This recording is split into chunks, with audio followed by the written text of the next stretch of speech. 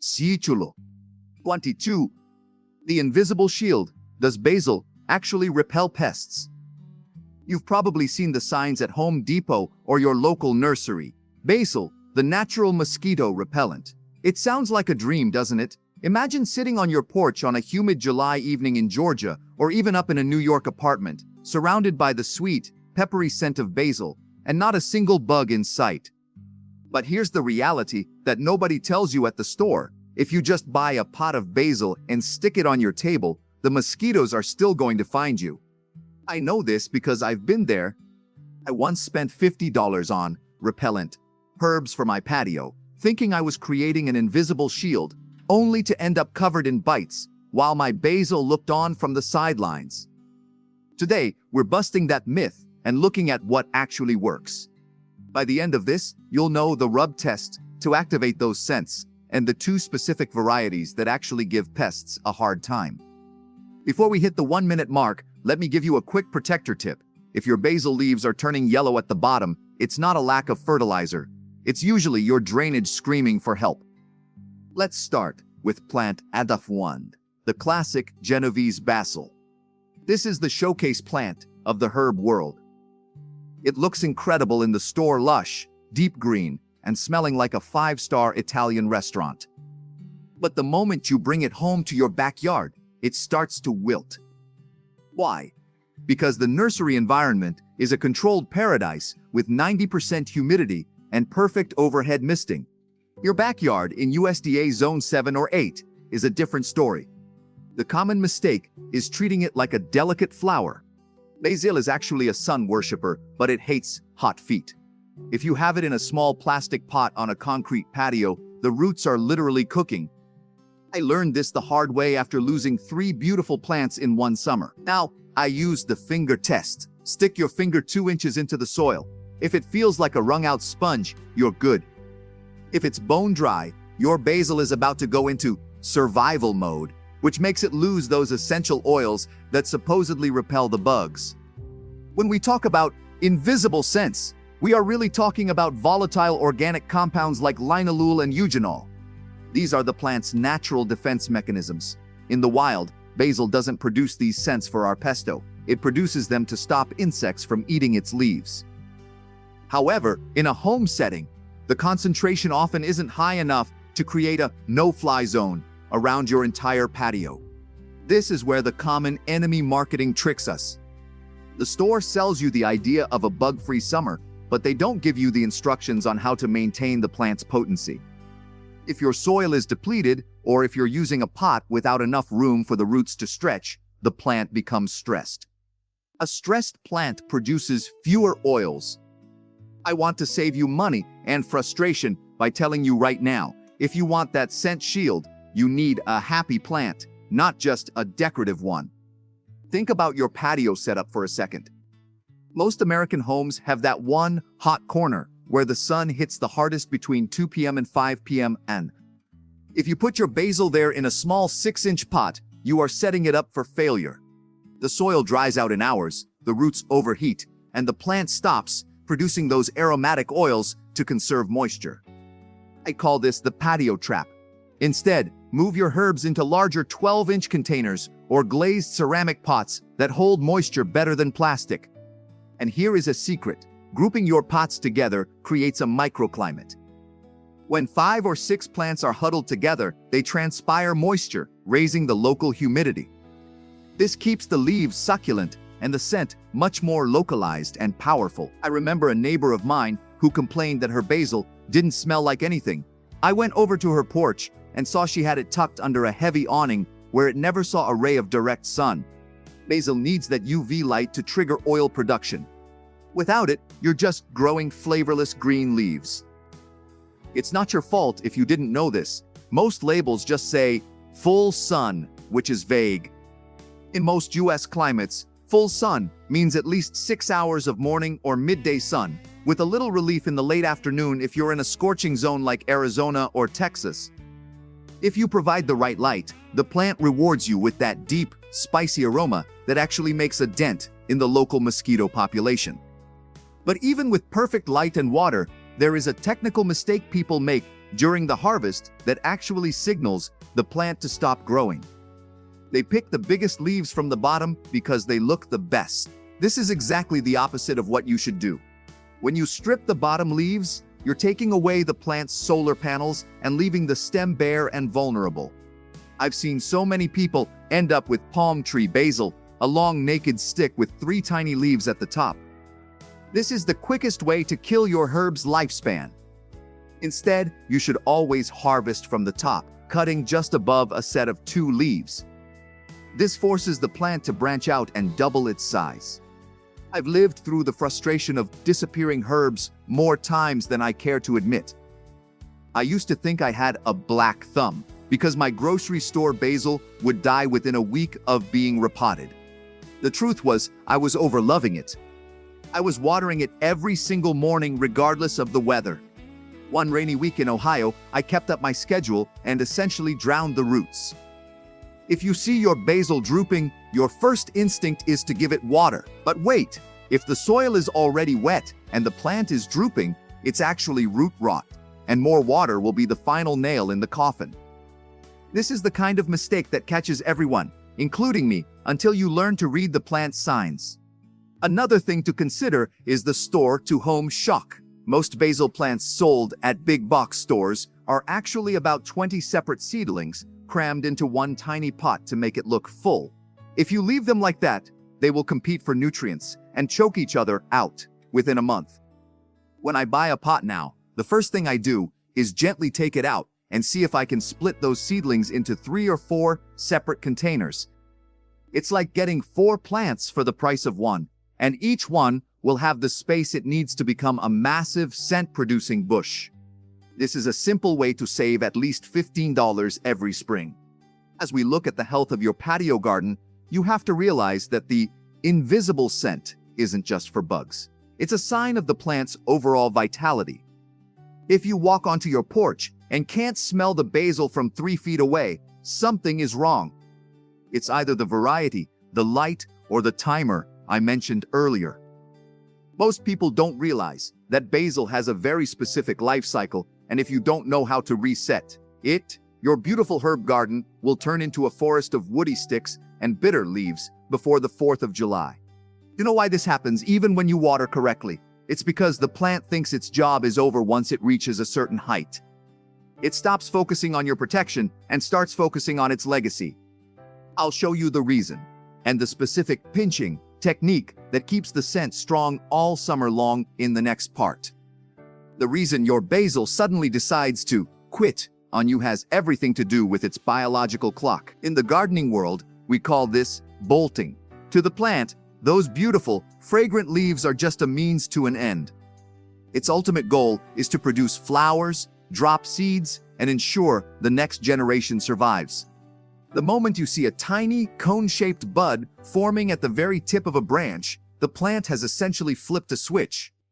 It stops sending energy and essential oils to the leaves, which is why they suddenly lose their scent and start tasting like bitter licorice, and sends everything to that flower. If you let those flowers bloom, you've lost your invisible shield for the season. I made this mistake for years, thinking the little white flowers were a sign of a happy plant.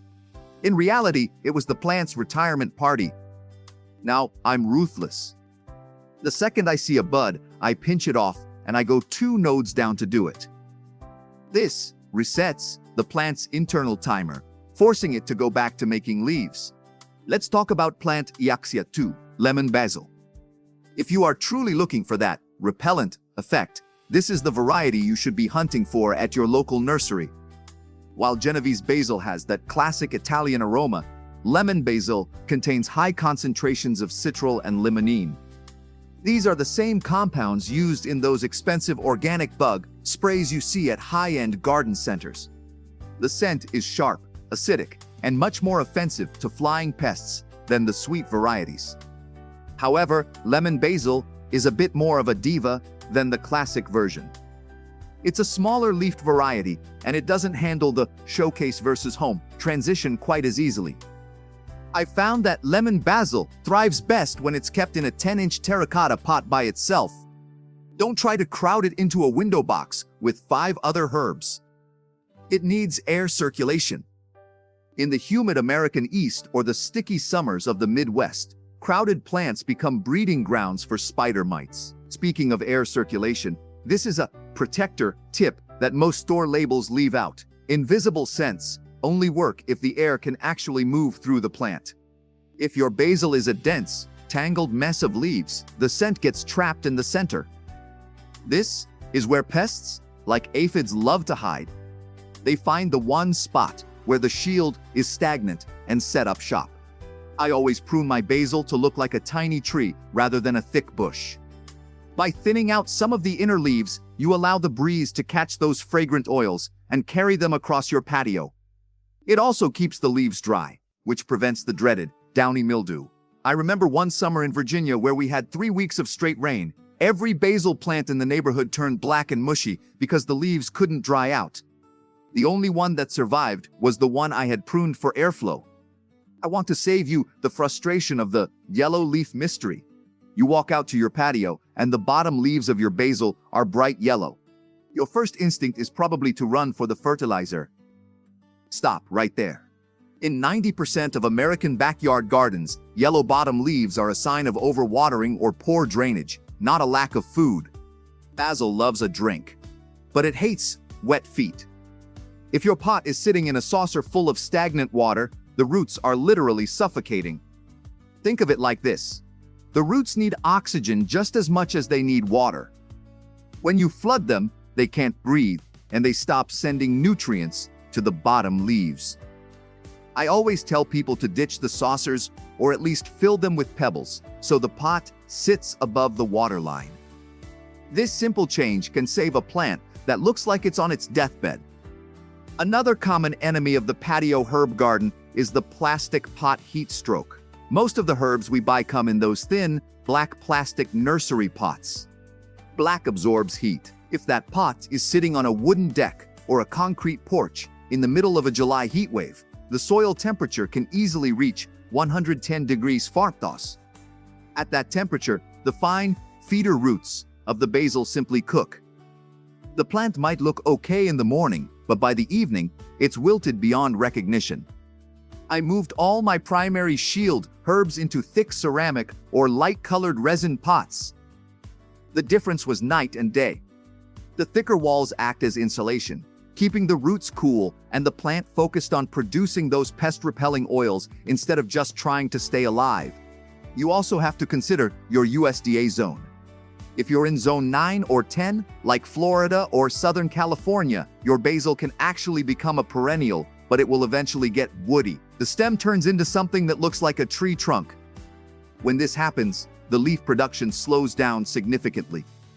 I've seen gardeners try to keep a woody basil plant alive for 3 years, wondering why it doesn't smell like it used to. The truth is, basil is most potent in its first year of life.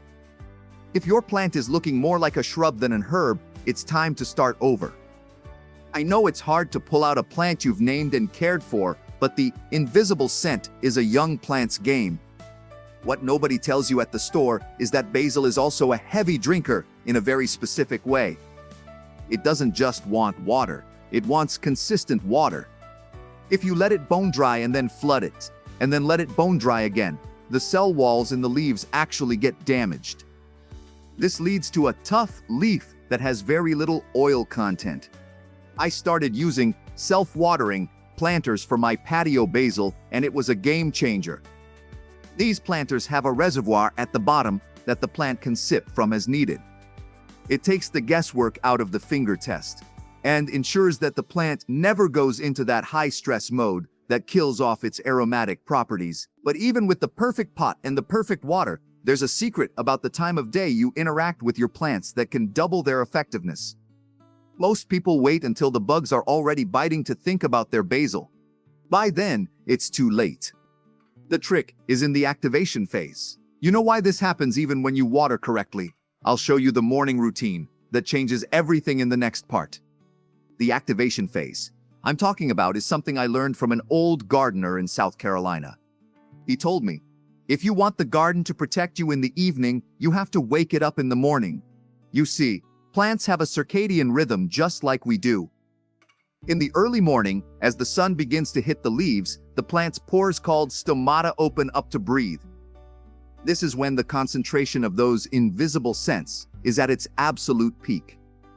If you wait until 6 p.m. when the mosquitoes are already buzzing around your ankles to start rubbing the leaves, you've missed the window of highest potency. Now, my morning routine includes a quick walk around the patio with my coffee. I don't just look at my basil, I gently brush my hands through the foliage. This wakes up the plant and releases a cloud of scent that lingers much longer because the humidity is higher in the morning. This brings us to plant A3, Thai basil. If you live in an apartment with a balcony or a house with a small enclosed patio where the air gets stagnant and hot, Thai basil is your absolute best ally. While the Italian varieties we've discussed are great, they can be a bit soft. Thai basil, with its beautiful purple stems and serrated leaves, is built for the struggle. It's the tough guy of the basil family. It handles the showcase versus home transition better than almost any other herb I've tested. Because its scent is spicy and carries a heavy note of anise or licorice, it's much more effective at masking the carbon dioxide and heat that attract mosquitoes to humans. I call it the masking agent. A common mistake I see in American suburban gardening is what I call the solo pot syndrome. People buy one 4-inch pot of basil, put it on a massive 400 square foot deck, and wonder why they still get bitten. Think of your invisible scent like a candle. One tiny tea light isn't going to light up a ballroom. To actually create a barrier, you need volume and variety. I recommend what I call the triad method. Put 3 different types of basil Genovese, lemon, and tie in one large 20-inch planter. Not only does this look stunning, but the different scent profiles overlap to create a much more complex and effective olfactory wall. Pests are smart. They can adapt to one scent, but a cocktail of 3 different defensive oils is much harder for them to navigate. Now, let's get into the validator phase. If you've ever felt like a failure because your herbs died after 2 weeks, let me remove that guilt right now. Most of the herbs sold in grocery stores are grown hydroponically in water and then shoved into a pot of cheap peat moss right before they ship. They aren't designed to live. They are designed to be eaten immediately and replaced. If yours died, it wasn't your black thumb. It was a plant that never had a chance. This is why I always suggest buying from a local nursery or starting from seed if you have the patience. A seed-grown plant in your own environment is 100% more resilient than a showcase plant from the supermarket. I spent years and probably hundreds of dollars on those grocery store pots before I realized I was fighting a losing battle. I also want to address the common enemy, those fancy repellent candles and zappers you see at the big box stores. They want you to believe that a $30 piece of plastic is better than a $5 plant. But here's the truth. Most of those candles use a synthetic version of the very oils your basil produces naturally. Why pay for a fake scent that runs out in 4 hours when you can have a living, breathing factory that produces the real thing all summer? The marketing tells you that gardening is hard and tech is easy. I'm here to tell you that once you understand the finger test and the 2-node rule, gardening is actually the easier and much cheaper path to a peaceful patio. If you're growing in a climate with high humidity, like the Gulf Coast or the Midwest in August, you might notice white spots on your basil leaves. This is powdery mildew, the silent killer of herb gardens. It's a fungus that thrives when the air is still and the leaves stay wet. If you see it, don't panic. A simple mixture of 1 part milk to 9 parts water in a spray bottle works wonders. The proteins in the milk react with the sun to create a natural fungicide. It sounds like an old wives' tale, but it saved my entire collection of Thai basil last year during a particularly soggy July. Just make sure to spray it in the morning so it has time to cook in the sun. But what if your plant is already looking like a rescue case? Maybe you went on vacation for 3 days and came back to a wilted, crispy mess. Most people would toss it in the green bin. Don't do that. Basil is surprisingly resilient if the roots are still alive. I've seen plants that looked like dead sticks bounce back in 7 days with the right intervention. But there's a specific note for those of you with pets or small children, as some of the cures people suggest online can actually be dangerous. I'll cover that safety check and the final 7-day rescue plan that saves your investment in just a moment.